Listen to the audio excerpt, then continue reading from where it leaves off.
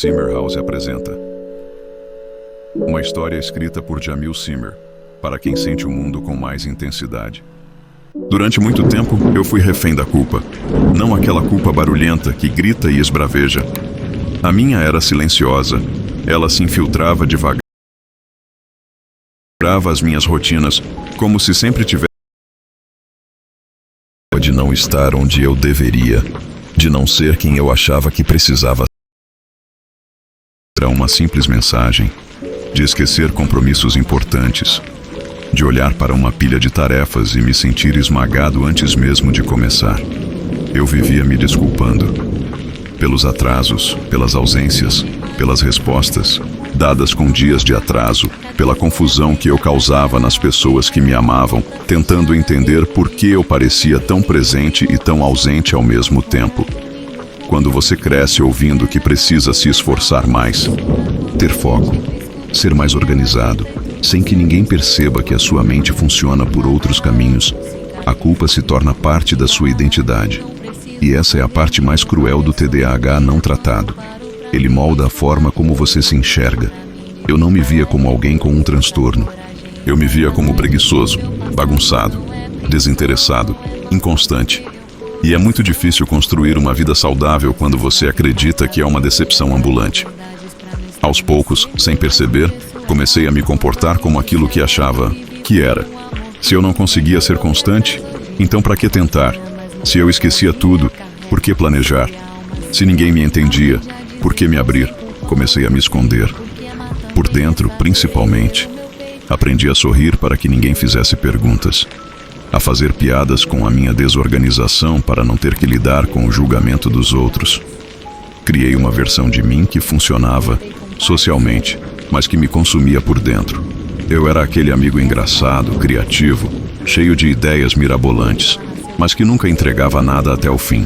Era o filho que os pais diziam ter muito potencial, mas que só entregava boletins de recuperação. O aluno que começava todos os trabalhos com entusiasmo, mas se perdia no meio e abandonava tudo. Essa máscara começou a pesar, porque toda vez que eu sorria por fora, por dentro meu corpo gritava. Gritava por descanso, gritava por compreensão, gritava para ser visto. E foi aí que comecei a entender que havia dois eus convivendo em silêncio dentro de mim. Um era o eu que o mundo via, caótico, impontual, avoado, falante demais ou ausente demais. O outro era o eu que morava atrás dos pensamentos acelerados, aquele que chorava calado, que sentia demais, que pensava em tudo o tempo inteiro, que queria ser amado não apesar da sua confusão interna, mas por causa dela. Esse segundo eu era o que eu escondia de todos, o mais verdadeiro, o mais sensível, o que sentia cada palavra atravessar como uma faca, o que se importava profundamente com tudo, o que desejava, acima de tudo, ser compreendido. Mas compreender a si mesmo exige coragem. E eu não tinha essa coragem ainda. Então continuei fugindo.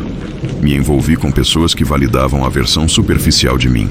Relacionamentos intensos e rápidos que me faziam sentir vivo por alguns dias, mas depois me deixavam mais vazio do que antes. Amizades baseadas em excesso, de conversa, de afeto, de presença, que morriam no primeiro sinal de silêncio ou ausência. Eu tentava preencher meu vazio com tudo que estivesse à minha frente. Com comida, com vício em redes sociais, com trabalho exagerado, com relações sem sentido. Mas nada preenchia, porque o buraco estava dentro, e ele não era feito de ausência. Ele era feito de excesso. Excesso de pensamentos, excesso de expectativas, excesso de sensibilidade sem direção. Foi nesse período que busquei ajuda profissional pela primeira vez. Não porque eu tinha entendido tudo, mas porque tinha atingido um cansaço tão profundo, tão visceral, que ou eu buscava ajuda ou desaparecia. E quando digo desaparecer, não é uma metáfora. Eu pensava, todos os dias, em como seria desaparecer, sair andando e nunca mais voltar. Fechar os olhos e não acordar mais. Não porque eu queria morrer, mas porque viver daquele jeito era insustentável. Eu precisava de alívio, de silêncio, de paz. E foi por isso que entrei naquele consultório, tremendo, cético, mais desesperado. A primeira sessão foi estranha. Eu falei pouco. O terapeuta parecia calmo demais, e aquilo me irritava. Eu queria respostas rápidas, soluções, fórmulas, mas ele só fazia perguntas. Como você se sente quando não consegue cumprir uma tarefa simples? O que você sente quando precisa escolher entre duas opções? O que acontece no seu corpo quando está ansioso? Eu não sabia responder. Pela primeira vez, percebi que não tinha vocabulário emocional. Eu não sabia nomear o que sentia. Eu só sentia tudo ao mesmo tempo. E isso para mim já era normal. Mas ali, naquele espaço silencioso, fui descobrindo que aquilo não era o normal. Era só o meu costume. Era só o que eu aprendi a suportar. Sessão após sessão, fui tirando camadas, como se eu tivesse passado a vida enrolado em cobertores pesados que diziam, isso é quem você é. E eu fui arrancando um a um, descobrindo que por trás da pressa havia medo, por trás da procrastinação havia perfeccionismo, por trás da confusão havia sensibilidade demais. E isso doeu. Doeu perceber que muitas das dores da minha vida vieram da tentativa de me encaixar num molde que não foi feito para mim.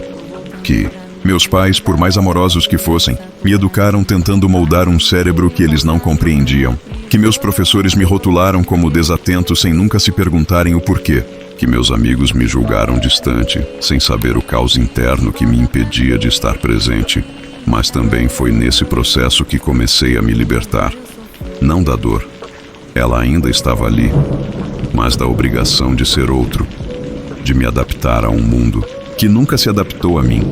Descobri que meu cérebro, com todas as suas falhas, também tinha forças únicas, que minha criatividade não era desorganização, era visão ampla, que minha sensibilidade não era fraqueza, era empatia, que minha impulsividade, quando canalizada, era coragem, que minha intensidade era amor em estado bruto.